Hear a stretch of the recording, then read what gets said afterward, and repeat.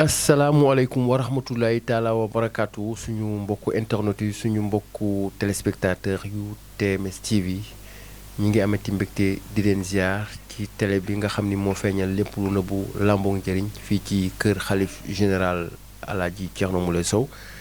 di l'empereur di le bourreau des dëmm di le xalif des xalif di le roi médecine du monde international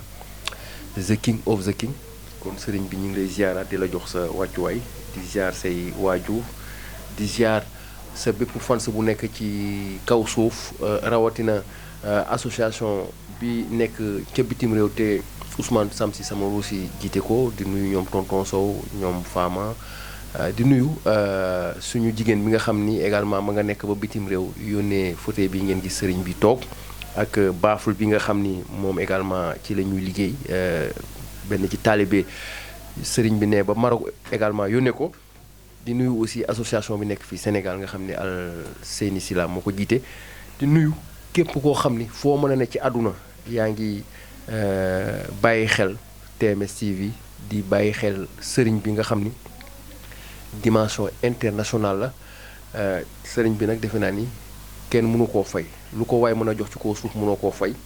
donc xanaa bàyyee ko ak yàlla suñu borom donc di amat mbégte lool di ànd ak yéen sur la TMS TV alors ñu am fi témoignage bu am solo boo xam ni moom lañ leen bëgg a dégtal léegi ngeen gis soxna si toog ànd ak beneen soxna si bi ñu fiy ñëw fu ne dem nañ fa Guinée Sénégal fu ne sëriñ bu ne dem nañ seeti ñàkk nañ seen xaalis fu ne waaye yàlla fii la defee ñu dindi jinne bi ci génne jinne bi ci moom sëriñ bi génnee ko ci moom tuddee ko Guinée Cimenterie Moulé kon defe naa ni loolu mbégte bu rëy rëy la ñu defati aussi li nga xam ni moo gën a jafe ci kaw suuf mooy kóllëre delloo sëriñ bu njukkal loolu moo waral seen i tànk fii ci kër gi tey ñu ñëw pour ziare sëriñ bi ginnaaw bi sëriñ bi génnee jinne bi tuubal ko ñu ñëw nag di ko santaat bu baax a baax lii nag defe naa ni du lu bees ci kër gi saa su ne ngeen gis ñi di jóge bitim réew fu ne ci àdduna di ñëw di ziare sëriñ bi di indi àddiya kon defe naa ni dimension bi sëriñ bi toll la muy dimension internationale kon noonu la ñu duggee ci waxtaan bi alors ñu ngi leen di ziar bu baax a baax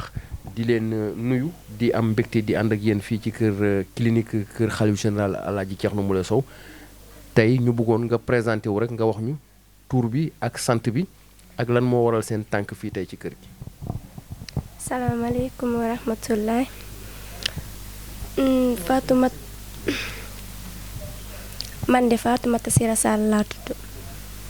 ñu bëggoon xam lan mooy waral seen ay tànk fii tey ci kër gi ginnaaw bi ngeen ñëwee sëriñ bi génne jinne bi ci yow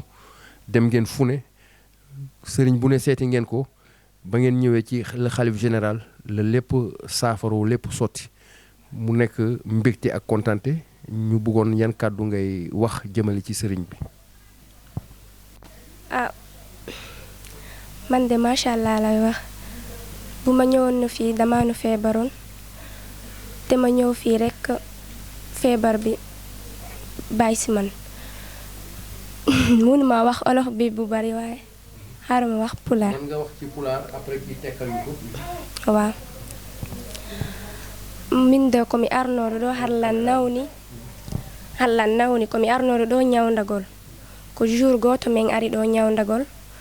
te mi ari mi ñawdike ɓe jonnilan lekki mi yi lekki mum franchement ko machallah ɓe itti ko wonno konge an alhamdulillah meɗen jahnude sérigne jon o jarama busko wallilan ko nde nawnare itti o itti nde nawnare an par ce que ari no empêche lan piiji bus no empêche lan école an on no empêche lan golleji goo andanta hara ɗimi yiɗa ko on no nawninayno lan tun souvent kono joni alhamdulillah machallah o itti nawnare nden an o jarama yo Allah yoɓumo ko ɓuuri moƴƴude ko ɗum ɗon minnatamo. balaa ñoo continuer ci yeneen question yi lu mu jot a wax rek nga wax ñu ko ci wolof. Assalamualaikum warahmatullahi bi ak sant bi. wabarakatuh. Aïssatou Kindi Bari laa tudd. parce que sama doom la daa feebaram wër na lu ne pour garab waaye bu ma ñëwee fii ma am garabam masha Allah ma ngi sant Thierno Moule di ko gërëm yal na ko yàlla fay ci liggéey bi barke yàlla bi sallallahu alayhi wa sallam Alors, toujours en pulaar, comment vous trouvez le travail du marabout? En tout cas himo wawi golle makko ɗen franchement ɗum ɗo min nata o wawata golle makko ɗen séri min yeehi séri jibus wawi ko ɗo min yi onno ko hayfaninmi alhamdulillah mo wawi golle makko ɗen ɗum ɗon mom wawi golle makko ɗen franchement hari mi meeɗa hiwgol karamokojo wawo ɗo alhamdulillah. Toujours en pulaar, quand vous regardez les vidéos du marabout, qu'est-ce que cela vous fait? Parfois ça me donne de la nausée, des maux de tête. Hari si mi darino vidéo ji makko ɗi mi guilete en plus ara mi yiɗata darugol mo mi nanta inde makko nde mi yiɗa nangol inde makko nde eyi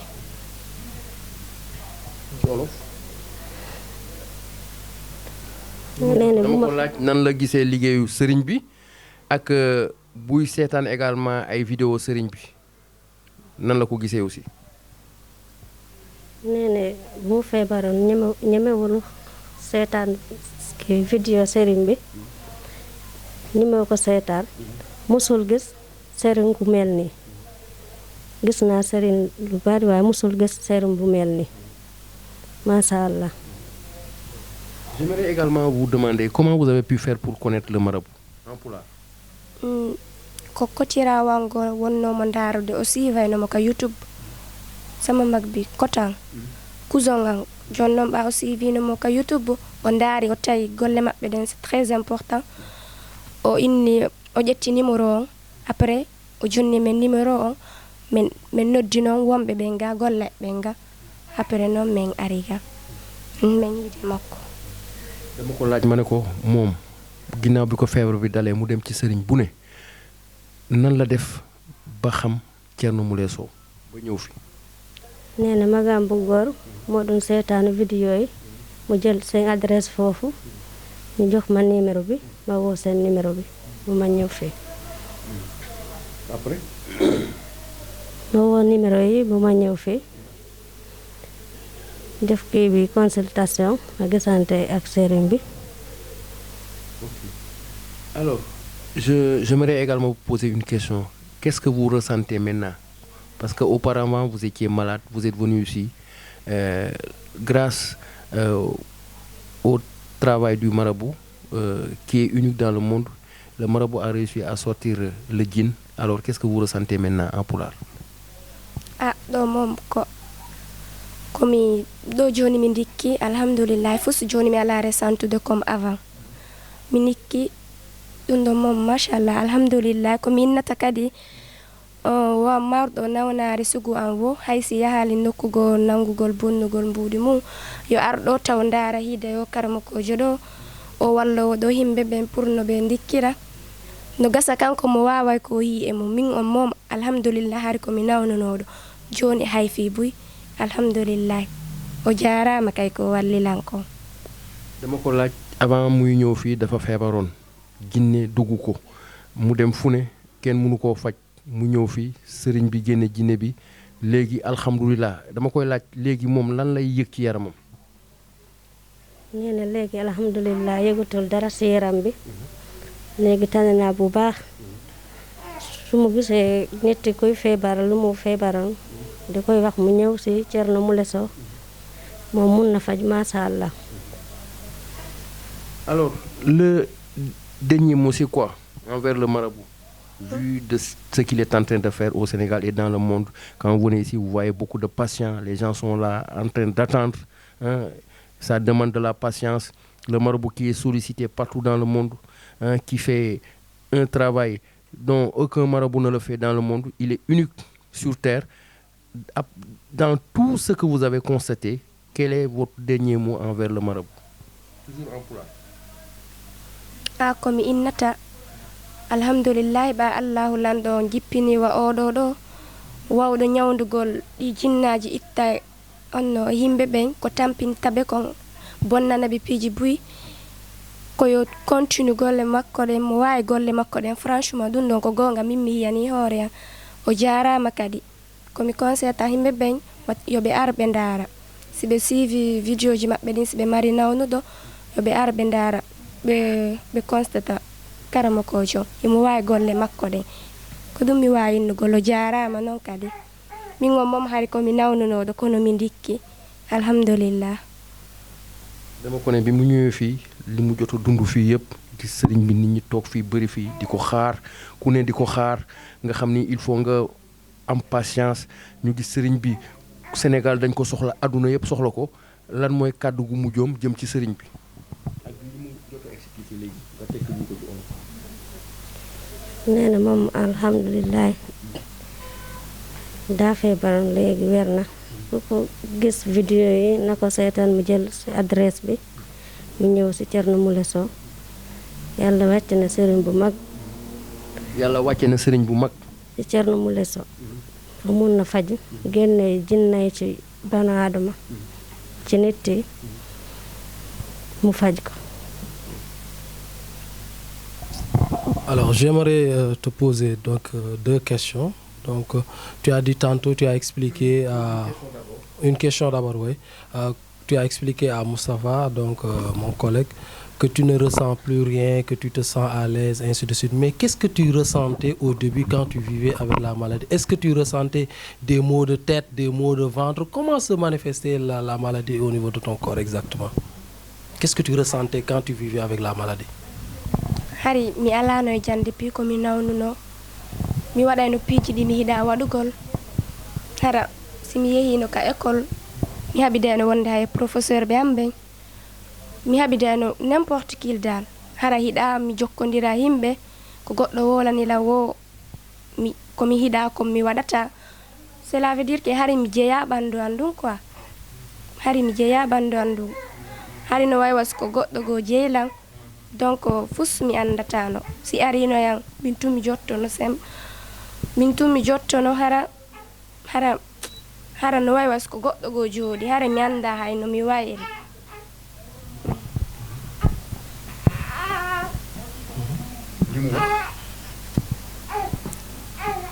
nee na bu mu feebaroon su demee si biir école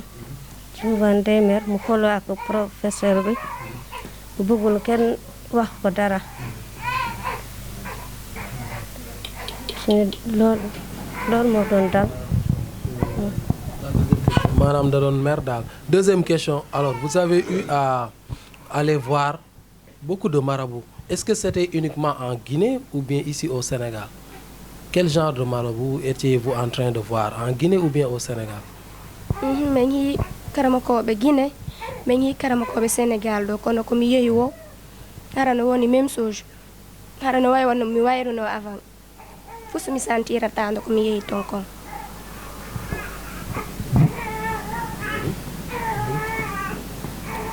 nee na bu mu feebaroon du mën a stere yu bari waaye duñu sentir dara ñu koy jox garabu waaye duñu sentir dara. dañ koy jox garab waaye duñu sentir dara. muy Guinée muy Sénégal ah. waaw. dafay ci yaram. alors kon defe naa ni kàddu yu leer na dégg ngeen waxtaan bi posé nañ ko ay questions mu répondre ci en pulaar ki mu àndal tekki nañu ko ci olof mu nekk waxtaan wu am solo ñëwoon nag di sant sëriñ bi kon Saliou defe naa ni balaa ñoo boucler dañuy delloo sëriñ bi micro bi di ko ziaraat bu baax a baax di ko jox wàccuwaayam di ko delloo kàddu gi sëriñ bi. waaw macha allah alhamdulilahi rabbil alamin a'uuzu billahi mina shaytaani rajim wala xawla wala quwwata illa billahi azim gannaaw ba ñu sant yàlla ñoo ngi julli ci yonente bi sallallahu alayhi wa sallam ñoo ngi sant yàlla bu baax a baax di julli ci yonente bi sallallahu alayhi wa sallam ñoo ngi nuyu waa Sénégal yëpp di nuyu waa adduna bi yëpp di nuyu fépp fi nga xamante ne suma taalibe yi ñoo ngi ci adduna bi maa ngi leen di nuyu bu baax a baax di nuyu waa Guinée Conakry bu baax a baax di nuyu aussi waa Conakry waa Cimenteri di nuyu waa Guinée yëpp Guinée Forest Zérékoré Masanta di nuyu ñëpp di nuyu macha allah adduna bi yëpp ndax ñëpp ñoo ngi ñuy seetaan rawatina Guinée aussi dañu may suivre bu baax a baax ndax moo waral ñiy ñëw macha allah ñu jóge ba Guinée vraiment xale bu jigéen bi gis ngeen lu mu wax mu ànd ak yaayam defe naa ne xamme ngeen ko jamono yee si ginnaaw mu feebaroon feebaru rab nekkoon Guinée di jàng bu demee di xeex ak prof yi bu demee ci école bi di ruube àndul ak sagom dafa mel ni dafa am lu ko doon manipuler mooy jinne bi ma jàppoon fi Ibrahim jinne bu doy waar sonal xale bu jigéen bi yàgg ko topp di ko manipuler di ko yàkkal ñu faj ko Guinée ba sonn amul fu ñu wërul ci Guinée waaye mënuñu ko faj amul fu ñu ko indiwul ci Dakar mënuñu ko faj yàlla def ñu seetaan vidéo yi suivre ma macha allah ñëw fii mu ànd ak yaayam ñu ñëw macha allah gis ngeen jour bu mu njëkkee ñëw dafa daanu ma waxtaan ak yaayam ci prix xaalis bu mu war a ut pour mu ñëw ma faj doomam yaayam ci la dem uti xaalis bi dem lijjanti xaalis bi ñëw ne ma sëriñ bi li ñu waxante woon a ngi nii dama bëgg nga jàppale suma doom bi nga faj ko alhamdulilahi rabbil alamin ngi gis ma jëflante ak jinne bi fii jëflante ak moom ba jàpp ko di ko laaj jinne bi wax fu mu toppee xale bi di wax lu mu yàqal xale bi di wax lu muy manipuler xale bu jigéen bi ba yàlla def ma daal di koy tuubal macha allah jinne bi tuddoon Ibrahim ma tuubal ko tuddee ko Guinée cimenterie Moulé te nee naa leen quartier boobu noonu ba ma demee Guinée fa laa njëkk a dal ci cimenterie yi jamono jooju foofu àll la woon mais léegi macha allah xumb na léegi nit ñi dëkk nañ parce que waxoon naa leen ay jamono dama daan génn di dem Guinée Conakry di uti xam-xam di dem Guinée Bissau di dem Mali di dem Burkina di dem Togo di dem fu ne ci àdduna bi di wër pour xam-xam ndekete suñu borom am na lu mu namm ci man xaw ma ko woon di wër rek di génn di ut rek waaye ba mu jotee nag suñu borom feeñal ne Thierno Moule ndekete am na lu nekkoon ci yow mooy da nga faj ñu jógee Guinée da nga faj ñu jógee Mali da nga faj ñu jógee Burkina Niger Gambie Guinée partout dans le monde ñi dinañ jóge États-Unis partout dans le monde dinañ ñëw seet si la fii nga faj leen macha allah gis ngeen loolu la yàlla dogal ba ñu ko fajee nag yàggul ci la ñëw tey kontaan def témoignage macha allah comme ni ñu koy defee rek dañuy faj bu nit ki ba mu wér mu def témoignage ñëpp di gis après ak avant macha allah ñun dañuy wane ba mu leer te ñii ay Pël Fuuta lañu ay Guinéen lañu. xam ngeen ne ñoom macha allah du ñu dem fu dara neewul ndax ñu bëri dañ leen yaakaari seen dëkk ndax nag seen dëkk macha allah borom xam-xam yi amoon na fa bu njëkk bëri woon na ay borom xam-xam yi nekk Guinée ay waliw yàlla ay nit ñu mag waaye macha allah gis ngeen lu yàlla di def dem na ba léegi ñoom ñëpp dañuy faral di ñëw fii ci man vraiment di sàkku ay ñaan di sàkku ñu leen di dimbali ñoom it ñu nekk ay ñi ñu baax vraiment kontaan ñu bëgg vraiment ñëw gis nga témoignage bu xale bi jigéen bi wax. nee na moom musul gis sëriñ bu mel ni man vraiment li newoon ci moom dañ na dafa am lu nekkoon ci yaramam di ko manipuler di ko ruubee waaye tey alhamdulilahi rabbil alamin yaayam loolu la tekki ci wolof kon nag sant suñu borom bu baax julli ci yonente bi sallallahu alayhi wasallam lii nag yàlla la ak yonente bi di ñuy gën a kontaan di gën a raam gën a toroxlu ci kanamu suñu borom di gën a doon jaam bu gën a xeebu ci jaam ñi comme ni ma koy waxee saa su ne jël lépp jox ko suñu borom nga xamante ne moo am doole moo am kattan di ko sant bu baax a baax di julli nag ci yonente bi gën di mbindeef nga xamante ne mooy suñu àdduna mooy suñu laaxira mooy prophète Mohammed mooy suma lépp macha allah di sant suñu borom bu baax di jull ci yonente bi ci lii ñu mu ma defal ba nga xamante ne ndeysaan ku fi ñëw nga ñaanal ko faj ko génnee jinneem tuubal jinne bi dugal ko ci lislaam nit ki dellu siwaat ñëw def témoignage loolu sant yàlla la loolu macha allah di gërëm bu baax suñu borom di sant yàlla bu baax a baax di julli ci Seydina Muhammad sang ñi patron yi mooy Seydina Muhammad sallallahu alayhi wa sallam defe naa ne yonente bi li ma ko tuddee ay jinne dafa bari jinne bu ne jàpp naa ko fi tuddee yonente bi sallallahu alayhi wa sallam kon nag vraiment mooy li may wax rek yonente bi mooy sama aduna mooy sama laakira di gën a sant suñu borom bu baax a baax di kontaan nag bu baax ci waa TMS TV di leen sant bu baax di leen gërëm di ñaan yàlla macha allah yàlla na yàlla def gën a def jàmm ci aduna bi yàlla na yàlla gën a def jàmm ci Sénégal ñu xam ne nag jinne yi dañu nekk ay mbindeef lañu comme ñun ay jaamu yàlla lañu comme ñun waaye nag am na ñi nga xamante ne dañuy ruube waaye nag yàlla wàccee na ma man Thierno Moule may jàppale jaam ñi vraiment di jëflante ak jinne yi muy metti lool ma leen di jëflante ak ñoom di leen tuubal di leen dugal ci diine l'islam kon nag alhamdulillahi rabbil alamin kenn du suñu borom macha allah di sant yàlla defe naa ne lii lu rafet la lu neex la mbégte la nit ki sonn jóge diggante Guinée ba Sénégal nga dimbali ko mu toogaat defaat témoignage loolu amul lu koy fay loolu nag jalousie mënoo ko fay iñaan mënoo ko fay soxor mënoo ko fay macha allahu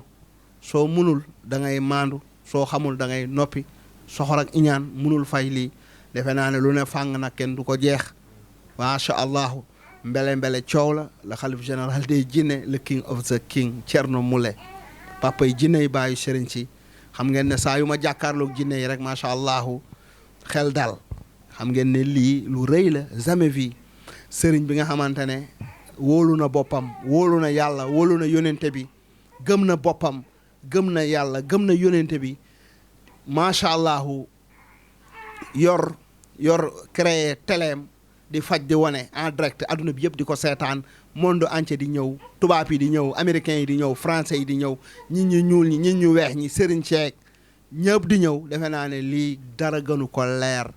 macha allah lii nag moom ca kaw ca kanam rek saa su ne rek ñu delloo buum ca booy ba macha allah di sant yàlla bu baax a baax di nuyu ajaratu Mariama Kamara di nuyu la reine madame Sow Prince Moulay di nuyu soxna Ummi di sant yàlla bu baax di nuyu taalibe yi ne ci kër gi yëpp di nuyu ñëpp ñi ma bëgg ak ñëpp ñi ma sopp di ñaanal ñëpp jàmm di nag ñaanal télé bi mooy TMS TV mooy télé bi nga xamante ne moo feeñal lépp lu nëbbu làmboog njëriñ mooy télé buy capter ay jinne di capter ay dëmm di capter ay farmachon di capter ay éliminatoire di capter ñëpp ñu bon mooy télé bi nga xamante ne mooy TMS TV télé bu xew ci jamono mooy télé bi nga xamante ne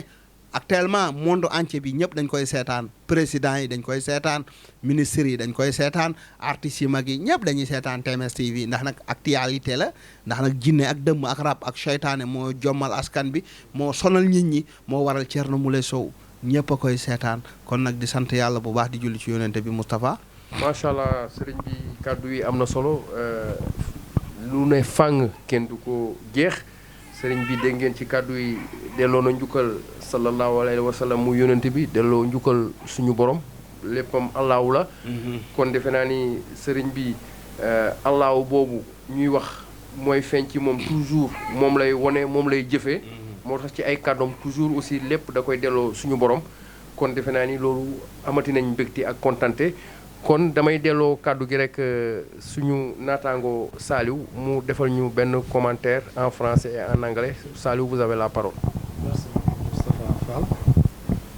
Alors donc, chers internautes, chers téléspectateurs, vous rappelez juste que vous nous suivez sur la TMS TV, la télévision qui montre ce qui est caché. Et nous sommes ici avec le Khalif général des djinns, le roi de la médecine traditionnelle, au niveau donc du cabinet médical, donc en face de la VDN3 et en face du terrain Diamono. Donc vous avez entendu le témoignage de cette demoiselle, un témoignage poignant. Donc une demoiselle qui vient de la Guinée-Conakry, qui est accompagnée par sa maman. Vous l'avez entendu parler donc au début quand la maladie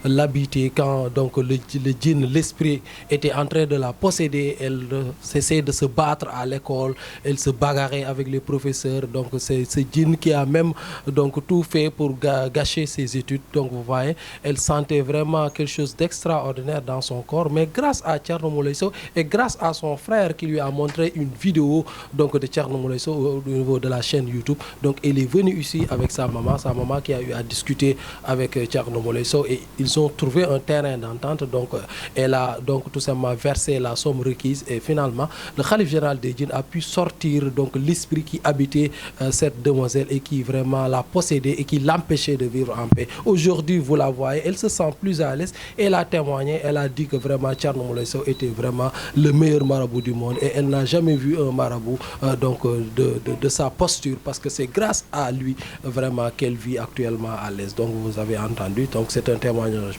poignant donc de la Guinée-Conakry au Sénégal. On voit des gens qui viennent chaque jour d'autres pays tout simplement pour venir voir le Khalif général des djinns, le roi de la médecine traditionnelle, qui montre encore une fois sa puissance et sa capacité de soigner les personnes qui sont possédées par des esprits. Ladies and gents, dear followers of TMS TV, welcome to your favorite channel, you know, the channel which is showing every time what is hidden. We are with the Khalif general of the jinns, the king of all the kings. We're here in Camberen, face to the VDN3 and face to the football ground of Diamono. And then you see this very lady, she's coming from Guinea-Conakry. I'm telling you, Guinea-Conakry. And she's just coming with her mother. And you see she was being possessed by a jinn, by a spirit. And she was, just being tired every time, being angry every time, even, fighting with, her teachers and not being able to learn nicely. But thanks to Thierno Moulay Sow and thanks to her brother, who just showed her a kind of video on the YouTube channel, TMS TV, she just came here and then told to her mother that, Thierno Moulay Sow would be able to help me. And then her mother came,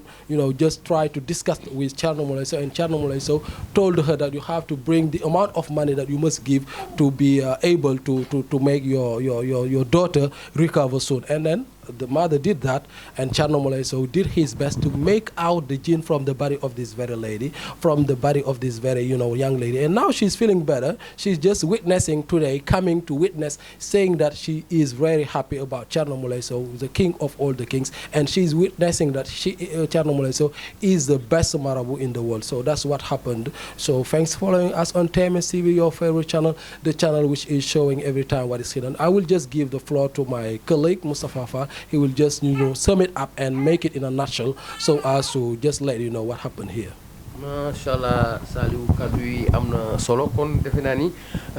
bu leen dindi seen loxo kal leen ko ci TMS TV comme ni ko sëriñ bi amee habitude di ko wax télé bi nga xam ni moo feeñal lépp lu nëbbu làmboog njëriñ fii rek lay xewee ak toujours le khalife général Alaaji Thierno Moulay Sow le roi médecine traditionnelle du monde, the king of the king. kon nag